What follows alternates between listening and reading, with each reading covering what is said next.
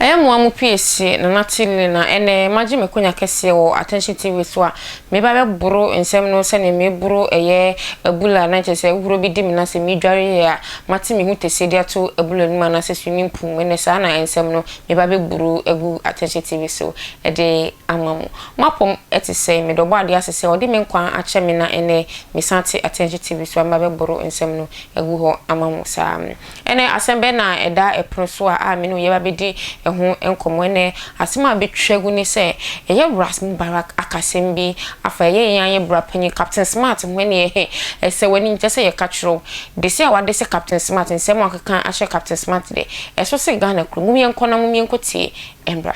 So on Thursday the 15th of December, a station in Accra, Onua FM and Onua TV invited me to represent Johnson Asedin Ketia, who was running for the position of national chairman of the NDC. Now, I asked the producers who else was going to be on the program on Thursday, the 15th, and they said it was going to be a one-on-one. I said, okay. So I went to the station. They gave me 8:30 on the dot. I was there, only to see my then national chairman getting ready to be interviewed on that same network. I was taken aback, a bit surprised, but I did not want to be discourteous to my national chairman by walking away, so I hung around a bit. After some time, I asked the producer of the program how long the interview was going to take so that I know if I should go and come back. And the producer said it wouldn't be too long, but it dragged on and on till about 11.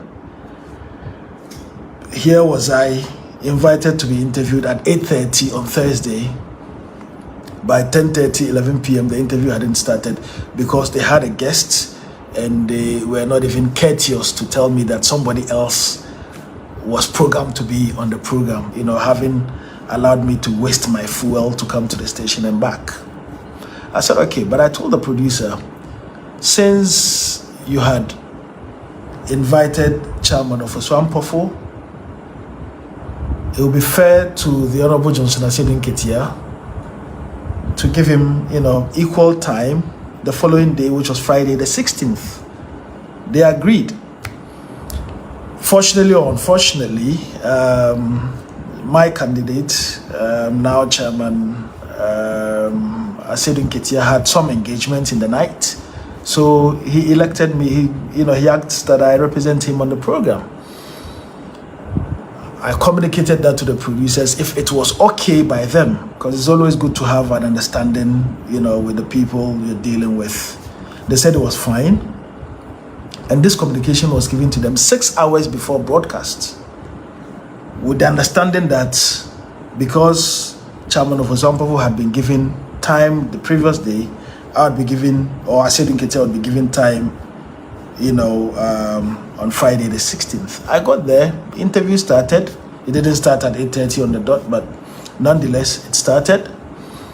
About 15-20 minutes into the program, if I'm not mistaken, the presenter then tells me that I should recuse myself. I should, go offset so he can interview another candidate who was contesting for the position of national chairman, which is the Honorable Yahweh Dusai. I tried to, I protested. I said, look, this is not right. You can't tell me that I should come for an interview from 8:30 till whenever, and then midstream, you ask me to get offset to allow another person to come. But we had an election in 2 days. This was an election the next day, actually. This was Friday the 16th.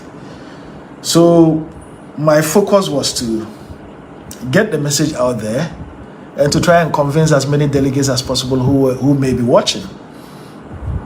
So I obliged them. I went and sat down. They interviewed Yahweh Dusai. He said whatever he wanted to say, including disrespecting my candidate and chairman of Oswampofo. Nonetheless, I got back on set, I tried pointing out to the presenter that what he did was wrong. You don't do that. I've done this for 12 years. I've seen broadcasting practiced all over the world.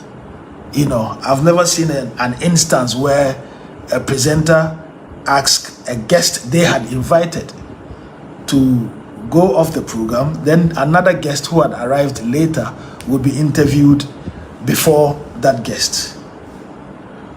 But it wasn't about me, so I obliged him. This is Asidun Kitia's campaign, and we were trying to get our message out and to, reach delegates if they were watching or listening. Besides, we had advertised it on our platform, so there were a lot of interest in the broadcast. Now, this is the part that is interesting, and this is the part that has not been told, because I'm told subsequently the character who put up that behavior in the studio came out to lie further, and I've heard people ask me what actually happened. When I came back on set, they had this lady I had met in the makeup room. She wasn't the one who made me up. It was a different lady, but I saw her in the makeup room.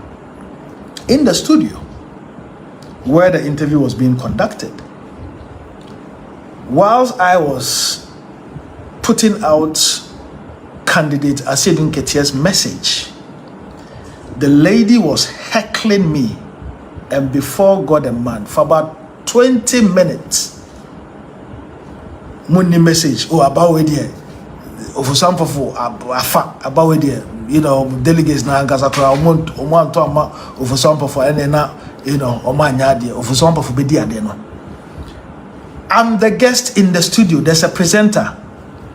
You have somebody in the studio who is not the presenter, passing snide remarks for 20 minutes. At some point, I thought this character, would be smart enough to whisper or to pass on a message to the lady that what she was doing was not right. But obviously, from everything that has happened, it clearly means that he himself, he doesn't know what is right from wrong.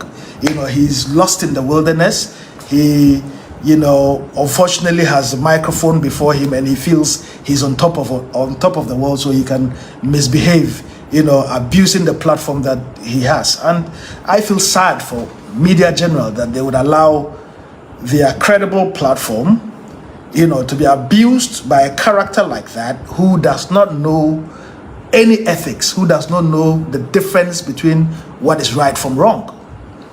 So this character called himself a media practitioner, instead of pointing out to the lady that what she was doing was wrong or asking her to go out, rather was the one who flared up. But I wasn't surprised. So unprofessional. He was the one who rather flared up. When I had asked him to tell her to either keep quiet, because she wasn't the one conducting the interview. Apparently, according to him subsequently, from what I hear, that she's a presenter, and that is even what makes it the worst. Because if she's a presenter, as he claims, then he should know that certainly once the red light goes on, silence is expected in the studio. But because he's poorly trained, he doesn't know any ethics. O me had share me some makwa ba de ba attention TV so nwa mfiesie natili ene nwa munim radio and TV presenter baba me beji mekonya kese no attention TV so de ene ensem no mi beja se aguwo se ku ha na se eje tuato de ne fire for fire no bia aye de be ate ne ho ase ye bra panyi Captain Smart na wade se ni sei ese we illiterate no bi nso ka cho so bi illiterate nche se ene ye se ne niema bi nkon kan ye so oye niema bi so bi cront na classroom da sebi a on fa ne nine cramp NC school dem mu da ye enye me na me kon ras Mubarak na ka kire ye bra panyi Captain Smart se oye stupid ese obi nso ka se stupid da enye nsem ne eni nyai sebi bra ras nsem ya ka kire me bra panyi de na eni nyai pa medam ase samoje mbre na mo hwe mo attention TV so patro mesle mo subscribe channel no ma me na mo share videos na mo like ma na mo fam comment ne so embra fefe my madam say that's the next time be show attention TV so macram.